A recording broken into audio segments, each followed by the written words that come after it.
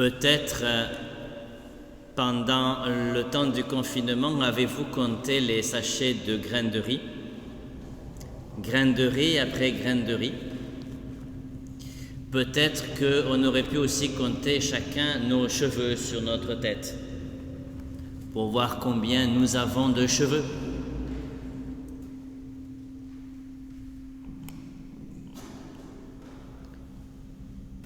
Peut-être qu'entre le moment du confinement et le moment après le confinement, la quantité de cheveux a changé.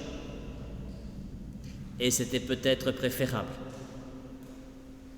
Mais voilà, ce qu'il y a de plus insignifiant en nous compte aussi bien que tout le reste. Vous avez entendu que le corps et l'âme sont reliés et qu'il faut faire attention à celui qui va vouloir anéantir l'ensemble, la totalité de notre être. Nous n'avons rien à craindre de ce qui nous entoure, de ce qui n'est pas vie autour de nous. Et comme Jérémie en fait l'expérience, nous aussi nous pouvons faire l'expérience que malgré tout,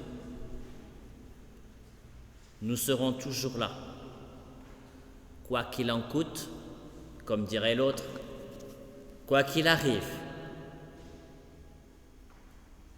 Nous comptons beaucoup. Chacune de nos vies compte beaucoup.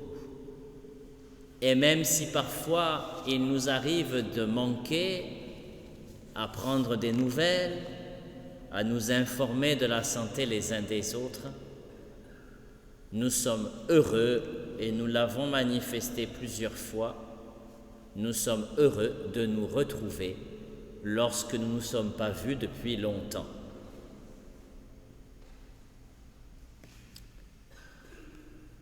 Rien ne doit être caché. Rien ne doit être codé. Tout est donné. Tout est porté au jour de ce que le Christ annonce.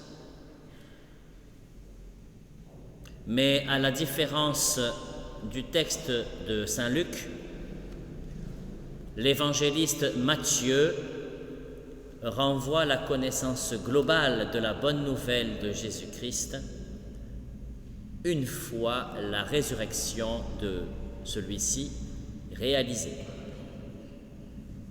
Les disciples comprendront la totalité de l'enseignement de Jésus une fois passée l'expérience de la rencontre du ressuscité. Et du coup, nous aussi, il nous faut vivre pleinement la rencontre avec le ressuscité pour comprendre ce qu'il a à nous dire. L'Évangile restera pour chacun de nous lettre morte si nous ne faisons pas aussi l'expérience de la rencontre du ressuscité. C'est lui qui nous parle dans les Écritures.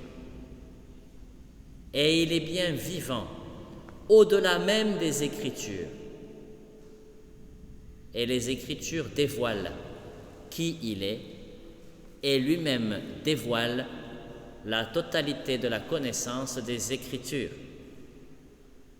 Il est le Verbe, et nous avons à le reconnaître et à le suivre, et à emporter le message. Ce texte que nous venons de lire de l'Évangile s'adresse dans le texte aux apôtres au moment où ils vont partir sur les routes deux par deux pour porter le message de la bonne nouvelle du royaume. C'est le chapitre 10, si mes souvenirs sont bons, oui, de l'Évangile de Matthieu. Et Jésus donne un certain nombre de recommandations. Vous avez entendu celle-ci, il y en a d'autres.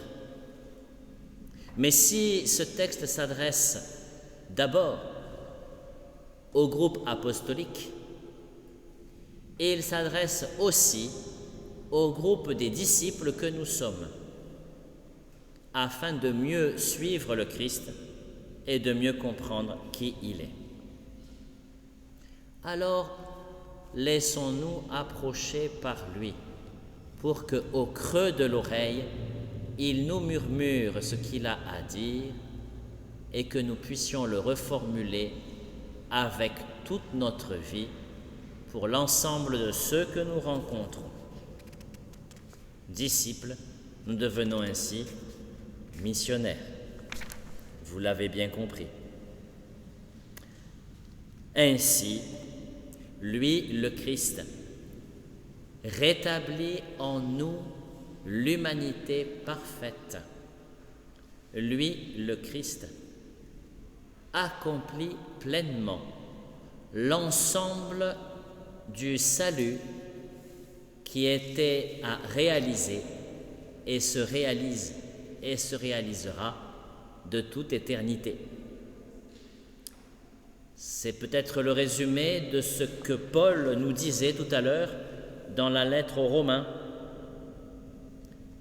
Par un seul homme, le péché est venu, mais par un seul homme, le Christ, la grâce a surabondé. La grâce a été plus forte, la grâce a été plus grande, la grâce a recouvert davantage. Dieu soit loué. Manifestons notre joie en faisant Eucharistie auprès du Christ, auprès de Dieu et pour le salut de toute la création.